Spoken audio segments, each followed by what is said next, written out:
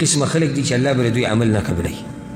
یو د مور پلار نافرمانه، او دریم چې زباتنه کوي د ښه کار چا سره ښېګړه وکړي یا کومه دینداري وکړي، او دغه شان چې څوک تقدیر ته دروغجن وي، یعنی تقدیر نه مني، نو دا به صحیح و که نه. زه به ډېر سخت خوشحالېږم په دا قسمه سوالونه.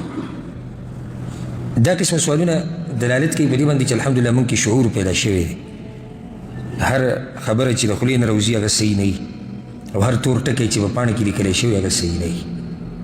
ته به لازم بیا معلومات کې صحیح کتاب د ځمکې په دې مخ باندې هغه د الله رب العزت ته کتاب دی. بیا په هغې پسې هغه حدیثونه دي چې کوم د رسول صلی الله علیه وسلم نه موږ ته په صحیح سند سره را رسېدلی دي، او په هغې کې بیا مشهور دوه کتابه دي، صحیح بخاري، صحیح مسلم. او دې نه علاوه د قرآن نه علاوه او د صحیح حدیث نه علاوه چې کومه خبره تا ته را رسېږي ته به معلومات کې.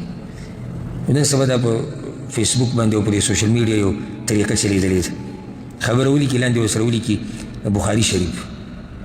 هغه بخاري شریف کې دا حدیث دی کوم ځای کې عوام خو دې نه دي خبر، نو عوام پې جګړه هم کوي دا په صحیح بخاري کې راغلی دی. دا حدیث چې دې ورور یې تپوس کړی دی د بعضو ائمو راوړی، لکه امام طبراني، امام بیهقي راوړی، او بعضو علماو خو راویلي دي سند ګزاره حال دی. خو دې په سند کې یو راوي دی بشر ابن نمیر، او یو بل دی عمر ابن یزید، او د دواړه کمزوري راویان دي. نو سند یې داسې مزدار نه دی، سند یې داسې مضبوط نه دی، اگر که بعضو علماو ویلي وي دا ګزاره حال دی. خو دا خبره صحیح ده چې نافرمانه د مور پلار نافرمانه او زباتنه کوونکې او تقدیر ته چې دروغ وایي دوی نشي کامیابېدی، نه په دنیا کې او نه په آخرت کې. دا خبره د قرآن او د حدیث نورو ځایونو کې ثابته ده، قرآن او حدیث کې ثابته ده. خو داسې چې کوم حدیث کې دا درې ونه یو ځای راغلي دي د دې سند داسې مزېدار نه دی، نه دومره مضبوط او زورور دی.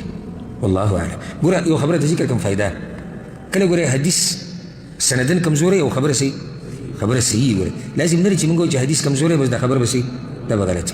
لکه مثال اوس یو سړی موږ ته قصه بیانوي چې یاره حدیث کې راغلي دي چې یو کس راغی مسجد نبوي ته او هغه اوږد لمونځ وکړو او 2 رکعته لمونځ وکړو، ولاړو بیا رسول الله صلی الله علیه وسلم هغه ته آواز وکړو او د هغه په سر یې لاس راښکولو او هغه ته یې دا وویل چې جنت ته نشي تللی مشرک انسان، جنت ته به ځي موحده. موږ وروره دا قصه ته د کوم ځای نه وکړه؟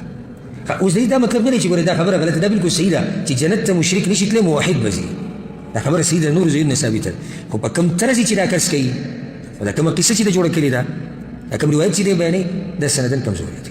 اوس یې پوه شوئ که نه چې دا فرق تاسو ته معلوم وي. لازم نه ده چې موږ وایو چې حدیث کمزوری دی، د دې دا خبره به کمزوري وي. دې کې دا خبره صحیح ده، نورو ځایونو ثابته ده، خو داسې په دې طریقې سره په صحیح سند نه ده راغلې. والله اعلم.